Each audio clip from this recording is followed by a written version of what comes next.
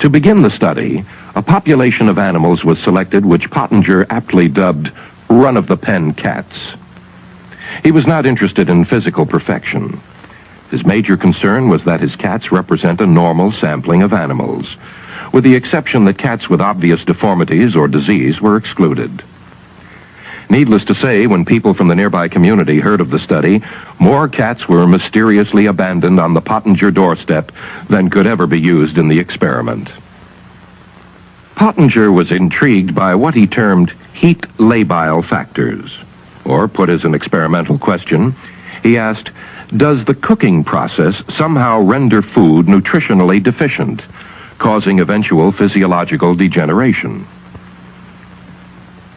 A basic diet was designed consisting of raw meat, viscera, bones, a small amount of raw milk, and cod liver oil. Each day, this basic diet accounted for 1/3 of the total dietary intake of the animals. The remaining 2/3 of the diet was the dimension of experimental manipulation.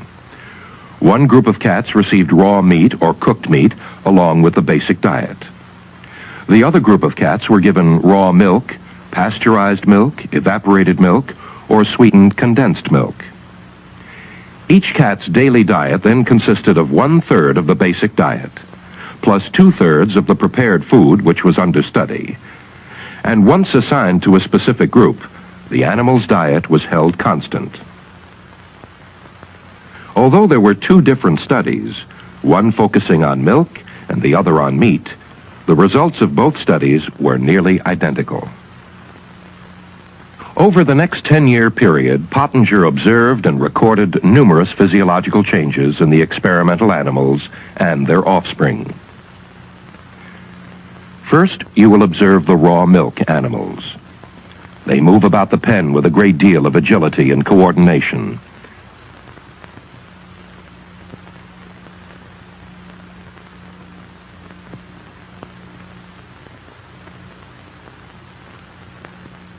Notice the sheen to the fur and the normal sexual interest displayed toward the male in the next pen.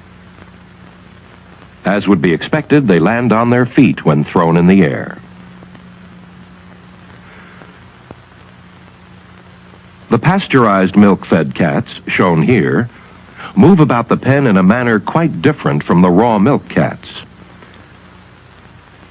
The cat in the foreground actually developed arthritis during the experiment. They are lethargic, much like animals in a zoo.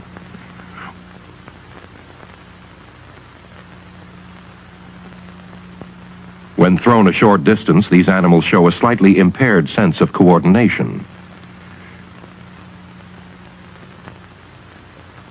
Dental deterioration was also common. Note the abscesses above the molars, the reddish cast to the gums, and the soft gingiva.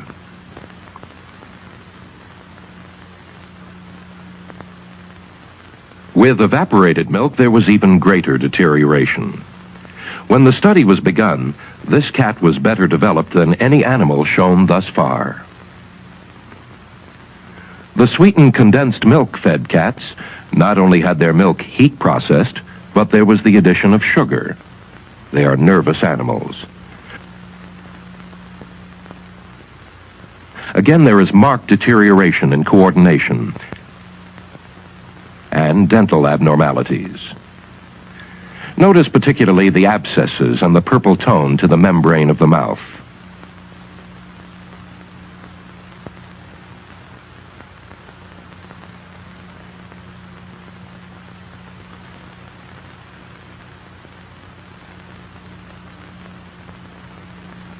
For a further comparison, here is another example of normal development.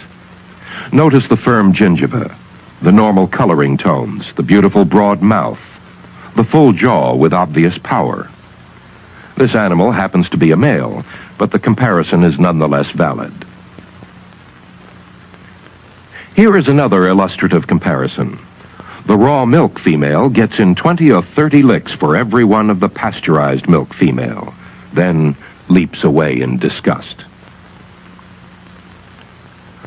These were all first-generation animals, born of theoretically healthy parents, and who themselves were healthy at the beginning of the study. Disturbing as these observations might be, the impaired balance, the lack of energy, the dental deterioration, some of the most significant findings emerged as Pottenger extended his study down to the second and third generations. Almost immediately, Pottenger noticed that animals fed the raw meat diet for 2 generations appeared larger than the same generation of cooked meat cats. At 16 weeks, this second-generation raw meat cat weighs 2,000 grams, while the second-generation cooked meat animal only comes up to 1,600 grams. Compare the black kitten with this raw meat kitten. The sheen, the sparkle of the eyes, the well-developed face.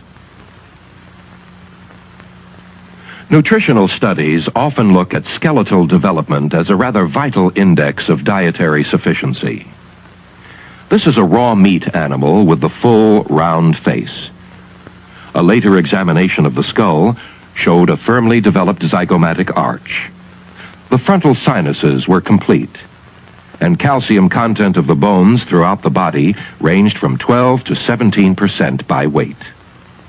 The skulls of adult cats with a long ancestry of raw food diets are surprisingly constant.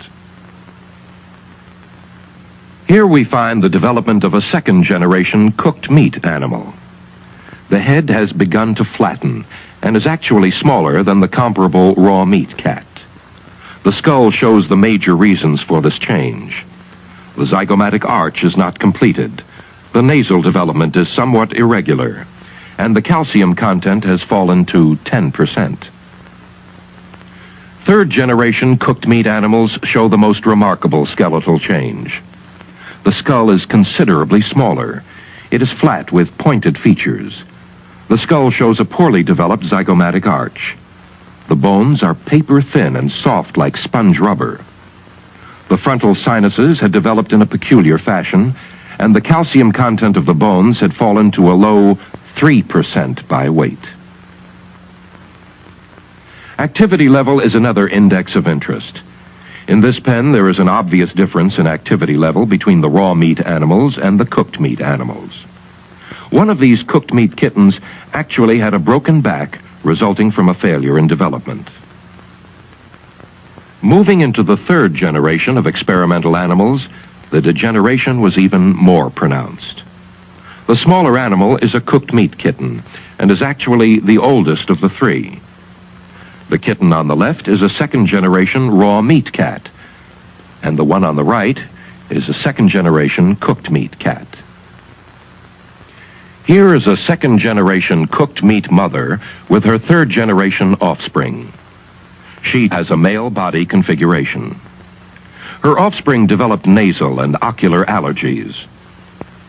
From this same litter came an asthmatic kitten, purportedly the first to be reported in the research literature.